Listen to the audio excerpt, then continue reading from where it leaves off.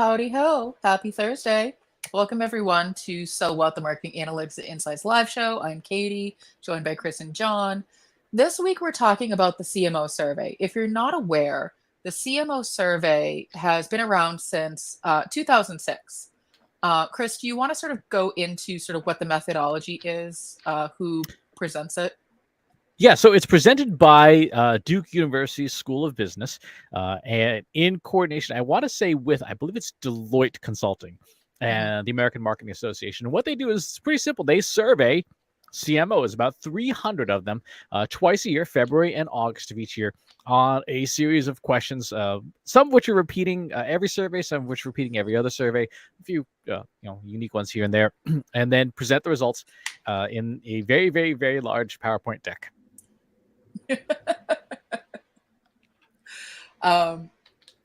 John, do you ever look at the CMO survey? Oh, The I answer is do. supposed to be yes. Well, it's yes, but it's always such a disappointment because pretty much the big takeaways I get every year is that 2 out of 3 CMOs have no idea what they're doing with their data, and because of that, their tenure is going to be 18 months or less. Like those big takeaways have not changed, and maybe they have though. Maybe I have not seen this year, so maybe we're in for a treat. Well, you're in the right place, John, because that's what we're doing today. I always look forward to this survey because I feel like there's a lot of really interesting insights. And I always try to look at it from the lens of how can I make these insights actionable for what we do at Trust Insights? How can I leverage this information and do something with it? So that's one of the things that we want to do today is not only just if you're not aware of what the CMO survey is, introduce you to it. You can find it at cmosurvey.org. And then also just what some of the highlights are of it. And so as Chris mentioned, it's literally asking CMOs these certain set of questions. And, there are some repeating, there are some that aren't. And so, I won't bother going through all of this. If you want to see this, this is available in the report itself. The report itself is free. You can download it. But you can see how many survey participants there were, the industry sectors, all that good stuff, number of employees, sales revenue. And then they break it down into all of these different topic areas. And that's where it starts to get really interesting. And so that's where you, as a marketer who's interpreting the data, can say, what can I do with this information? I know, Chris, when we do public speaking engagements, we often use the CMO survey as a point of reference to give context as to why we're talking about the thing. Now, you've been doing that longer than I have. What makes you use the CMO survey as a point of reference in your talks? It summarizes the problem statement. I mean, that really is what the information is good at. If you are in charge of marketing, or you're just in the marketing field in general, when we look at the different topics in here, we can sort of get a sense of where the industry is, where your industry is, because I think it's broken down to like 12 or 13 different industries. And generally speaking, to what John was saying, the news is never really good. The news never says 90% of CMOs now use data to make decisions. It's usually 20%. And so anytime that you are trying to position change in your organization, this is one of those handy reports, along with the CEO survey from Price Waterhouse, that typically shows we're not, as an industry, doing as much as we could be. We're not unlocking as much value as we could be. And in some cases, things actually go backwards. There was some stuff for example, in the social media section where we've taken steps backwards in terms of data integration and stuff. So there's no shortage of ways to use the data to highlight, the state of the industry. And I hesitate to say best practices, because when you look at some of the data, like, that's the best practice, that I think we're just going to just start drinking. But it lets you say, here's where we are compared to the industry average, and the areas where you could make some advances and get ahead of your peers. So I think the social section is a really good place to start, because it's one of those sections that resonates with a large audience. Every company is doing some kind of social media. Interesting that they start with mobile spending. You have mobile marketing. Um, but I think that this is interesting. One of the things that we note is that, we've been in the pandemic for the past 2 years, and that's a whole section of the report itself. And so in this particular slide, social media spend increased slightly over the past year, but is expected to increase at a much faster pace. And so if you just look at that snapshot, you can see that in June of 2020, the spend in terms of social media seems to have peaked and then dropped off significantly. And so then that's where you start to dig in for your individual organization. Why is that? Are you seeing the same trend? Is your social media spend up, but is it also working? So, Chris, what do you do with this kind of data?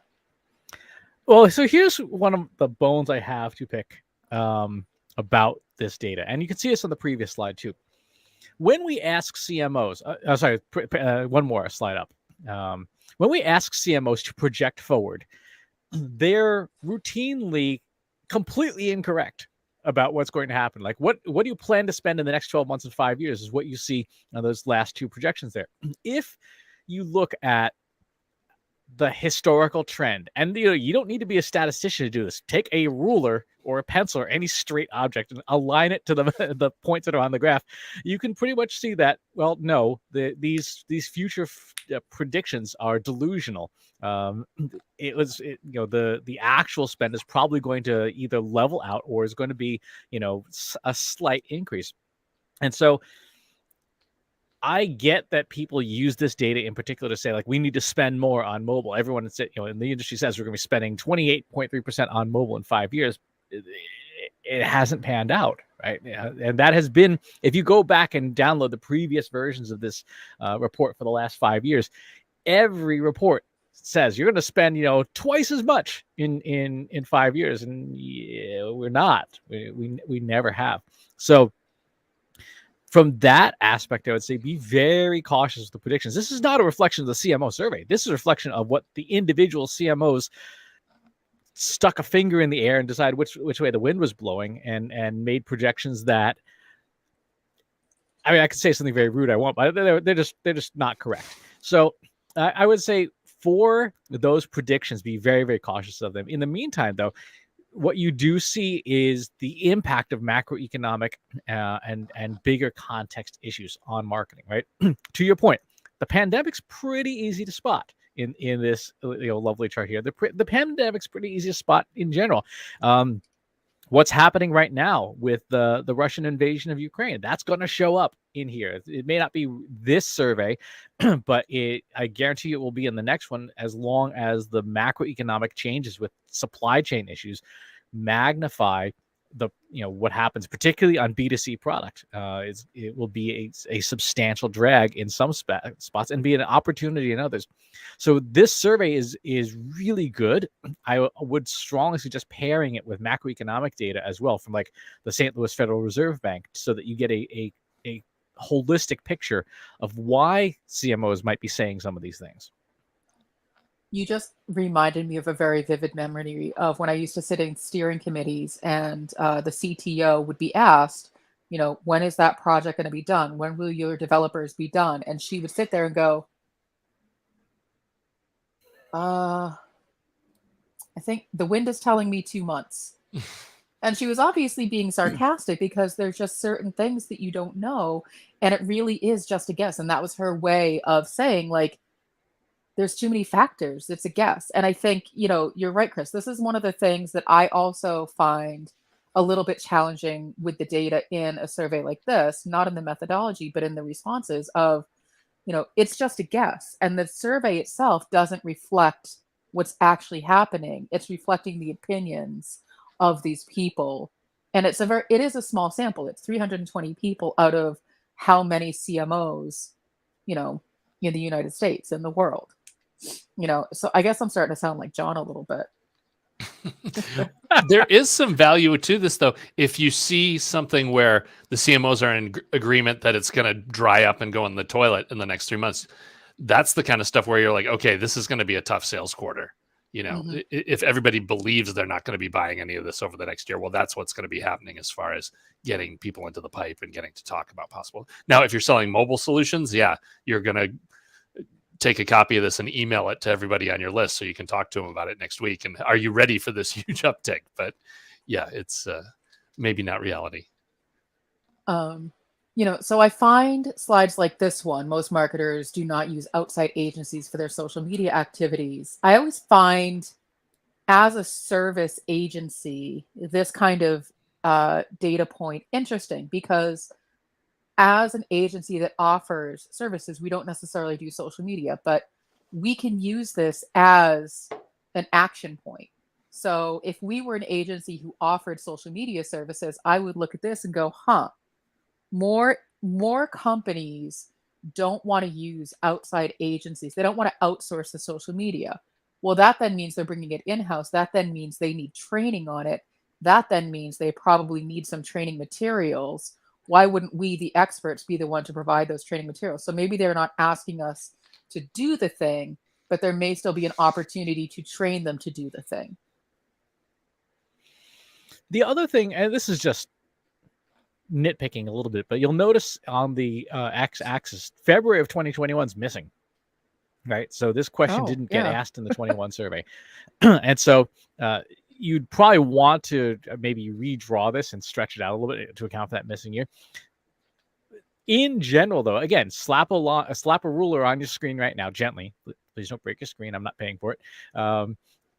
This trend is going up from in the 16s and 17s into the 20s, right? So the use of outside agencies is slowly increasing over time. Mm-hmm. So the question, I guess, to you and as a marketer is, where are outside agencies in your consideration, right? And why would you use an outside agency for social media, particularly because we know, especially for organic social media, the return on investment is not so good. Well, and I find, to your point earlier, Chris, where you can very clearly see where the pandemic started. So when this question was asked and when it was being reported on was February of 2020, that is still considered pre-pandemic. And so at that time, CMOs were saying, yeah, I have every intention of outsourcing social media. And then the pandemic hit. And so you can imagine if, August and February of 2021 were reflected here, that the number would have kept going down, because we know from our experience that budgets were cut. People tightened their belts. People said, we can't afford to outsource these things right now because there's too much upheaval everywhere else. So we need to cut costs. And that is a lot of the reason why marketers were not using outside agencies for social media. They were trying to figure out how they could do these things internally and save some money. And so, I think that moving into 2022, we're still seeing a lot of that reflected, I'll put in quotations, post-pandemic, because we're not out of it completely.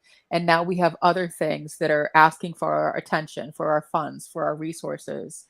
And outsourcing, it just isn't a priority for a lot of companies. They still want to save that money for other things.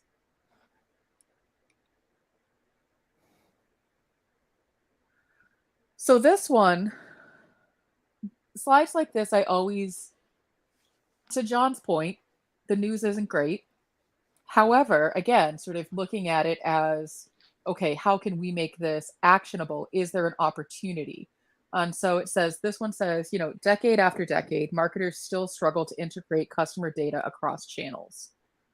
So from a person who runs an agency who does this kind of work, it's frustrating because we, the three of us, collectively feel like it's not that hard.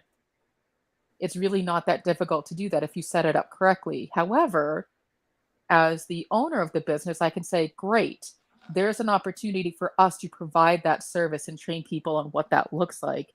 So therefore, marketers still struggling to integrate customer data across channels is great for us, because that's job security for the services that we provide. Mind the 4-year gap between the last two responses as well. Here's the funny thing. When you look at this timeline and you think back to the way marketing has been going, This is ironic, right? When did CDPs suddenly become sort of the hot thing? 2016, right? It was when you first started really hearing about them. Started really hearing the drumbeat of CDPs around 2018, and in that time we've gone backwards, right? We've gone from sort of an average of 3.8 down to a 3.4. So this technology, this platform that everyone's talking about is supposed to help us integrate customer data across channels, now been in the marketplace and mature for 5-6 years. We've gotten worse, right? So the question is, what are you spending that 50 grand a month on your CDP for if you've actually gotten worse since these things rolled out at integrating your data? What is going on? And that is pretty clearly indicating that the technology, the platform, wasn't the problem, right? It was either a people problem or a process problem internally at your organization. It wasn't a technology problem, because if it had been, this chart would be saying 4.4. Like you have put in a new platform and your woes would have been solved. This is not the case. I can see the wheels spinning in John's head of the new sales pitch of, don't spend that 50K a month on a CDP, spend it with us. We'll do it for you. Yeah, right. Make it happen. It's just interesting how I'm sure it's not correcting for the fact that the situation always continually gets worse, right? I mean, 30 years ago, you just had your one, stack of folders, and now we have 20 different databases. And with each additional tool you add, that's another database that needs to be, correctly integrated. So yeah, I think the problem is getting uglier at the same time. It's odd too how it's just kind of a flat, it is a slight downward trend, but like there's no huge gaps in it. Like nobody comes in next year and be like, yes, we solved it. It's like always this aching pain.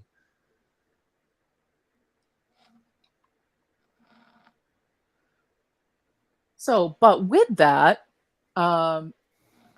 CMOs are reporting that marketers improve their ability to effectively link social media to their overarching marketing strategy. So, to me, this is not saying that they've done a better job of integrating their social media data into the overall results. It's just saying that they've done a better job of integrating social media into the plan that they want to execute against. So they're considering social media as a channel that's part of their strategy for the year. I would agree with that. Again, mind that 4-year gap between the last two responses, but this does make sense.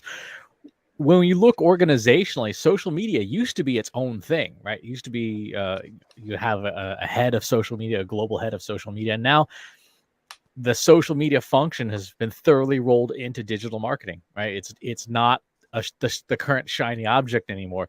It's kind of like SEO. SEO used to be its own thing, have its own department, and now it's just part of digital marketing as well. So in some ways, this is a good thing, because it means that the shiny object syndrome is worn off, and now social media is just another part of your marketing mix. Mm-hmm. Yeah, if you're going to spend $2 million on a Super Bowl ad, you might want to do a couple tweets, Well, and I think we know, again, from our own experience working with clients, is that a lot of these digital channels are still very siloed, when really they all work together in collaboration to make one cohesive campaign for any given piece of content. But that's probably a different episode that we've done before. And now to one of our favorite topics. Although marketers still predict growth in the influencer space, that are not nearly as bullish as they used to be. Now, Chris, you like to do reporting on influencer trends. What do you make of this? First of all, I don't like the way this graph is laid out, but I get what they're trying to do. So what are they trying to do? Yeah, no, because when I look at this to me is the definition of bullish. So what's going on here? When they asked this question with these same three responses 2 years ago in June 2020, the gray line is what people answered. When they asked it in this survey, the red line is what they asked. So you can see right now, today, CMOs spend 5.6% of their marketing budget on influencer marketing. When they asked this question 2 years ago, it was 7.5%, right? So this is just not great charting. But overall, across all three answers, you're seeing a couple of percentage points, absolute percentage points decline in influencer marketing spend. Right? People are saying we're spending less on influencers. We plan to spend less on influencers. It's still going up, but it's going up less. And I think a big chunk of that has to do with the fact that people don't spend enough, and this is completely self-serving. People don't spend enough money on measuring stuff and developing a measurement plan for their influencer marketing. They just hand, a TikTok influencer $100,000, say, make a video about us, and hope that it does well. And there's absolutely no empirical, quantitative proof that what they did has an impact. And the irony is, I was on a PR podcast yesterday. It is absolutely possible to measure that right now, today. You have to just be willing to invest a lot more than the $0 you're currently investing on it to get that answer. You can do uplift modeling and mixed modeling and propensity score modeling and all these things to take into account what an influencer has done for you versus all the other campaigns that you have in market. We just did a course for Agora Pulse on social media ROI, proving this stuff is not rocket surgery. It just requires investment. And so CMOs, in the absence of having good measurement, are just pulling back, right? They're doing exactly what anyone rational would do, which is say, well, I have no idea what I'm spending my money on, and I have no idea what I'm getting my money on for my money here, so I'm just going to spend less of it.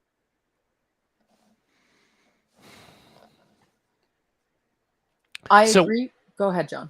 Well, I was just going to say, so then in 2022, when they said 1 year ago they spent 4%, back in 2020, there's a multiple year gap there. So I was going to say, because wouldn't 6 or 7.5% be what they had committed to, and then they said actually it was only 4, but so there was a 2-year gap in that. Yeah, there's a 2-year gap, but you're right in that it doesn't necessarily make a lot of logical sense unless the pandemic really took a baseball bat to the knees of influencers, which I struggle to believe, given how everybody had to do a digital transformation with substantial rapidity, unless they spent big that first summer of the pandemic and then we just spent half our marketing budget on a TikTok video and we have no idea what we did, so they pulled back. I mean, again, without this really is just 2 data points, one snapshot from each year. So we don't have that third data point to determine whether it's actually a trend or not. When I think about companies spending money in the influencer space, obviously influencers are still a big part of marketing strategies, but the way that I look at it personally is that influencer marketing is so saturated. Everybody and their sister and their brother and their dog wants to be an influencer because it's seen as, easy money. All I have to do is, hold up this thing and all of my followers will buy it. And so I think the other layer to that, Chris, with the measurement is actually finding the right influencers.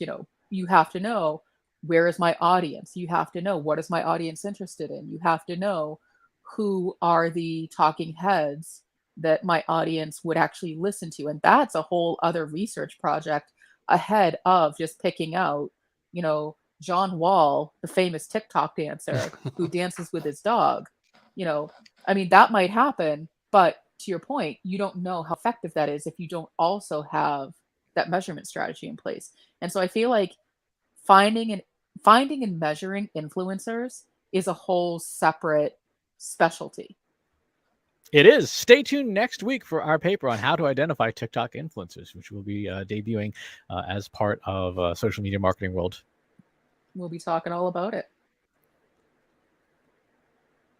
And so with that, that sort of goes the full circle of companies have done a better job of integrating social media into their planning. However, social media as a marketing channel, the contributions experience a slight decline, but remain above historic average. That historic average, 3.4 to 3.6, it's not a big, I wouldn't say that remains above. I would say it remains flat. They had a peak in June of 2020, which was 2-3 months into the pandemic. Everybody was at home. Everybody was trying to figure out, what the heck do I do with my life? So everybody's on social media all day long. And now we're exhausted from it. Now nobody wants to look at social media. I certainly don't. And so it drops off again. And so you can see that cyclicality with it, where it aligns very much with what month we were in of the pandemic. Last February, it dropped off because everybody was tired of it. And then, summer hit of 2021, everybody went out again. And then COVID numbers spiked. So everybody's stuck at home again in late August. So everybody's back on social media. And so you can see that pattern playing out in this graph. That's the way I look at this. And it's still in the toilet. I mean, think about it. If 4 is the average, right, in terms of the scale here, on a scale of 1 to 7, 4 is the middle ground. In the last 6 years, social media has barely been above average in its contributions to marketing performance, right? That's it. In 2 months, in 2 periods out of 6 years. That's not great, right? Mm-hmm. And again, this has everything to do with measurement. This has everything to do with the inability to measure social media effectively. Companies, 15? When did Friendster come out? Friendster was really one of the first networks. That came out 2003. So we're talking almost 20 years now of social media. And we, as an industry, are still appallingly bad at measuring it. And this is the result. Well, people don't get into marketing to do math, Chris. Well, I have bad news for them. Well, and it's crazy the churn too. Like there's this graveyard of the previous 12 social networks. Over that 20 years, we've had churn. Like I just don't get the same action on my MySpace page that I used to get. You got to write some new songs, John. Oh, that's right. It's all music now. Sorry. All music now. All right. So we've beat up on social media for quite a bit. What other sections? I think we could cover marketing performance, the marketing and climate change, marketing spending. I mean, is there anything that either of you guys really feel like beating up on? I think you can always do reasonably well taking a peek into marketing spend, right? Where is marketing putting its dollars? What is it we are spending our money on? And when you look through the survey, again, there's some spurious stuff in here, but for the most part, if you go to page 53, by what percentage you expect your digital marketing budget to change in the next 12 months, right? This, I think, is interesting. Every survey response period, the CMOs have answered, we expect an increase around 15-ish%. Like, because survey after survey after survey. If that were actually true, marketing's budget would be like $1 billion, right? Because the 15% annual growth every year, Compounding. year over year, right? Again, this falls into the category of what are you guys smoking? Well, that goes into, I was having a conversation with a friend the other day, and she was expressing frustration that there was a lack of understanding of what the marketing team was doing, and that the marketing team was generating the leads that the sales team was taking credit for. So the more money is getting pumped into the sales team and less money is being pumped into the marketing team. And then people complain when the number of qualified leads goes down. And so, when I see this, I think people are optimistic, but yet they still struggle to understand. I mean, we were just on a conversation with one of our clients about understanding just general website traffic. There's a lack of understanding of what marketing brings to the table. And until that's really understood in an organization, this budget is really just another, okay. And if you want to know how badly this is, go to slide 47, which is the actuals. So here, 15% projected.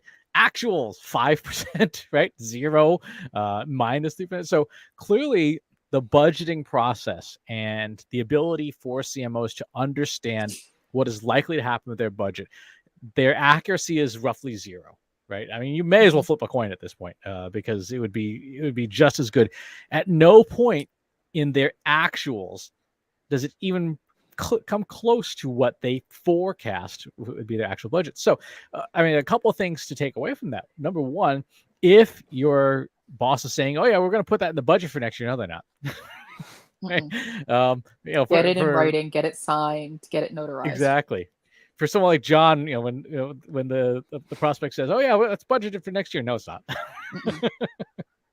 If it's not right now, it's not happening.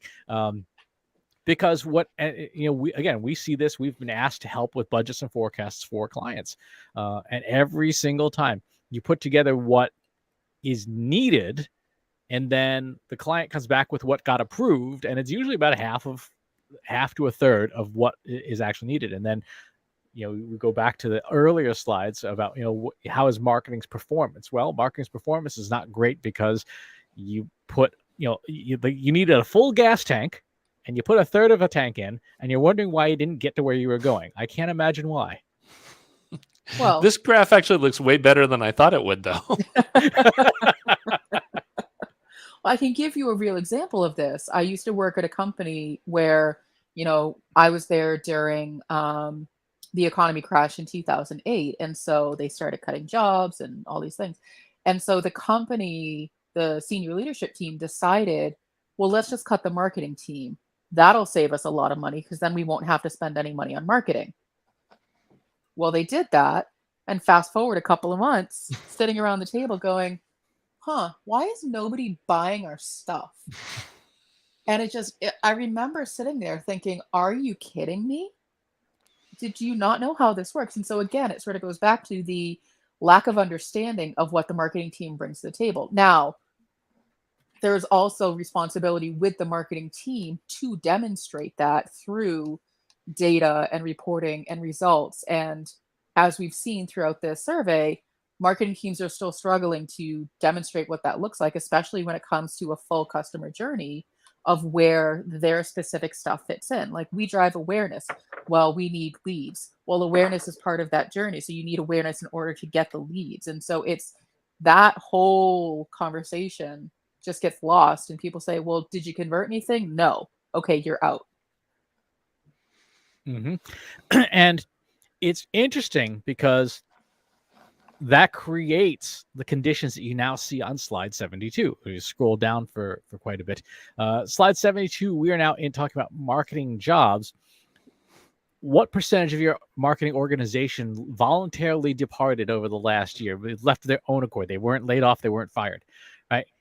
That's essentially 11% of marketing just out. They yeeted themselves out the window. Maybe they went to another marketing job at a different position. Maybe they didn't.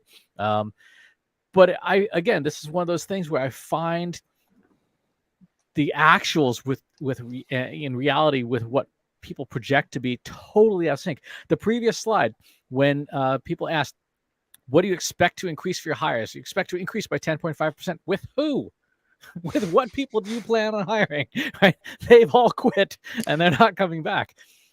And this goes back to, there's such a disconnect between what people think is happening in marketing versus the reality on the ground, whether it's budgets, whether it's training, whether it's effectiveness, and poor measurement, that this is the consequence. And you can see that when you look at slide 74. Slide 74 talks about investment in your people, right? Investment in training. 4% of marketing budgets are devoted to training and development from a pre-COVID high. So as the pandemic has worn on, we're investing less in people, and we're kind of wondering, senior marketers are clearly wondering, why are we losing 11% of our staff voluntarily? Gee, I wonder why. And to that point, I'm glad you brought this up because it is such a contradiction. Companies want to build new marketing capabilities by training or hiring current employees, but yet employees are leaving, and then companies are only investing, 4% of the budget into training. So it does not compute. None of that math adds up. So if 60% of companies want to train in-house staff on 4% of their budget and 10% of the company is leaving, how does that happen? And we saw in earlier slides, they don't want to outsource those services. So Who's doing the work? It's like It's- story it's- problem from hell. There's one intern that's really unhappy. Just really, really tired. Just wants to go home. Exactly. But Katie, we've been looking at our own data for this, and in terms of just like what's showing up in our Search Console instance, and because companies are at this lovely 4% number here in terms of what they're willing to actually invest, people are having to go out, seek out training on their own. The number of things that we see people searching for courses or classes on, frankly, took us both by surprise. It did. It's in some ways it's a little disheartening, the number of people who are looking for just any resources. Just tell me how to do the thing, because I'm the email marketer and I've now been asked to write social media ads. It's two different skill sets. Anybody can write copy. People who are actually trained in it can write good copy. I can write ad copy, but it's terrible. But if I'm the only person available to do it, that's what you're going to get. And then I can't complain if the ads aren't doing anything, because I'm not that person. And so the first thing I'm going to look for is how to write good ad copy.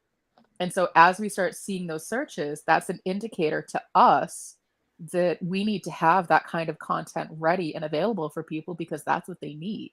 They need that instruction. They need that how-to, because as we're seeing as the theme through this, companies are not investing enough in the employees to do the job. They've cut budgets. They haven't aligned teams.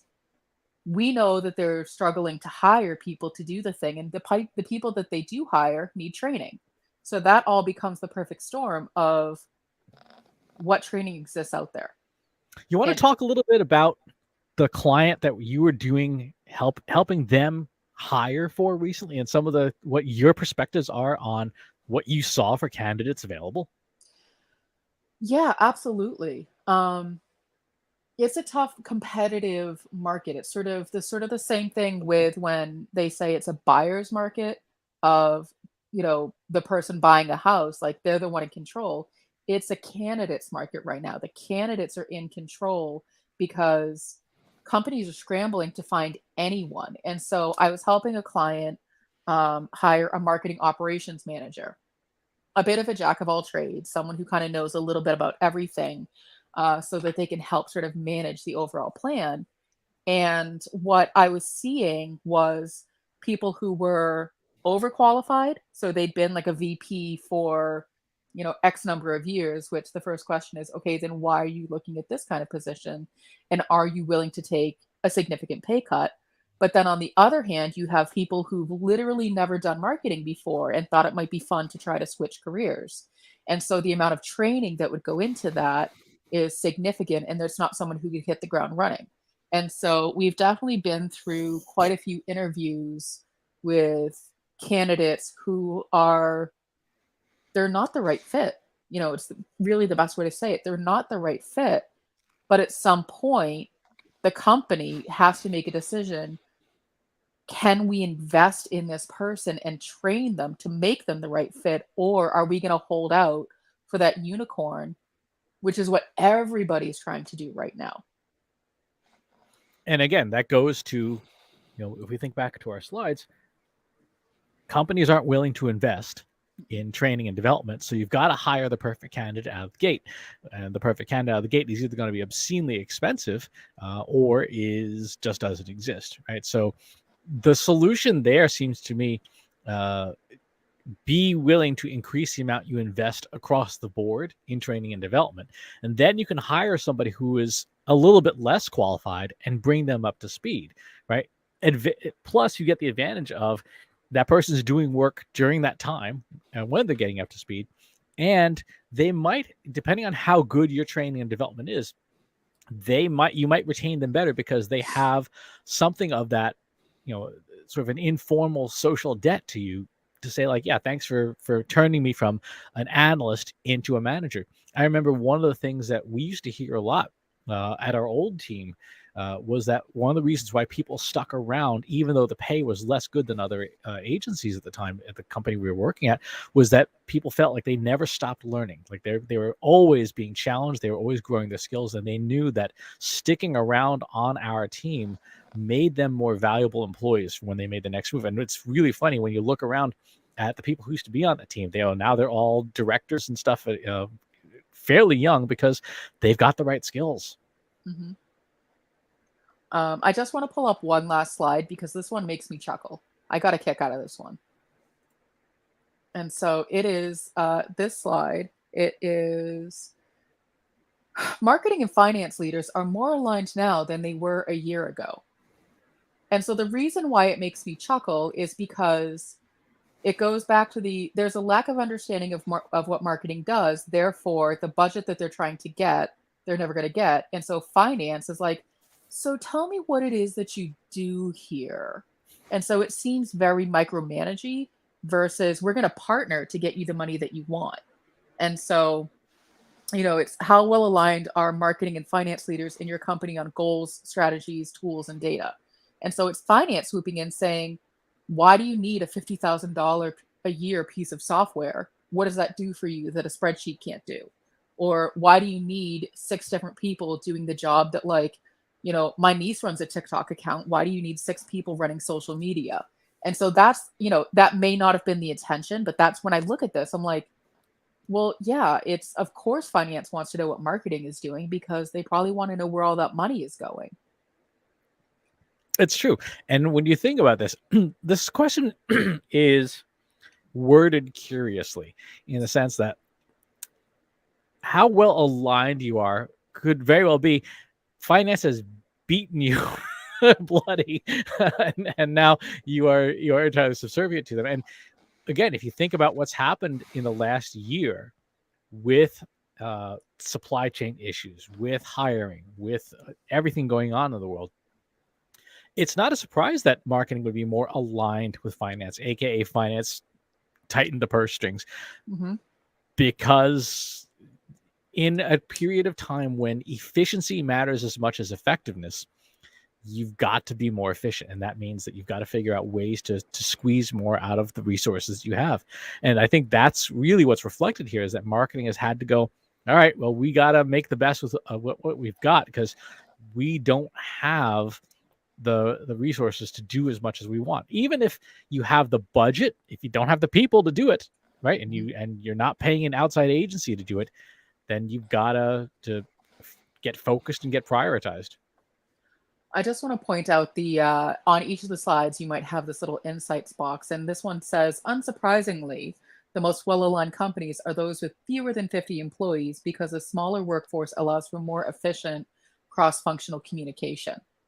I saw that and I was like, well, no shit. I don't know. To me, yeah, I know where every dollar goes because we're a 3-person company. And the bigger the company gets, the harder it is to keep track of all of those things. And so if you're an enterprise-sized company, it's really hard to know where all of that marketing money goes. Like, we have clients who will spend hundreds of thousands of dollars in 1 month on marketing, but couldn't tell you what happened. And that's what I got from when I saw this slide of like, yeah, finance was probably like, we're aligned now. We're going to meet every day and you're going to tell me where that money is going. Exactly. Alignment. Right. John, you and I have an alignment meeting at 2. Yeah, you've got to. You'd hope that at least in the orgs where finance and marketing are led by the same person, that those are in full alignment. It's just not going to happen. Yeah. All right. So, Katie, where do we land with all this now that we've had a chance to take the grand tour? So, where we land with all this is that the CMO survey is a really good resource to use as a guideline for what might be happening in the space in terms of investment into specific digital channels, the use of data. There's some sections in here about companies that are using artificial intelligence. And so if you're in those spaces, it's a good data point to pay attention to say, Am I ahead of the times? Am I behind the times? Should I be spending more to keep up? Should I be investing in myself to make sure that I'm not falling behind all of these trends that are happening? And then for companies like ours that offer a lot of the services that solve the problems that are reflected in here, it becomes a really good talking point of, in the latest CMO survey, we saw that companies wanted to invest in training. Well, guess what? Trust Insights has those training resources.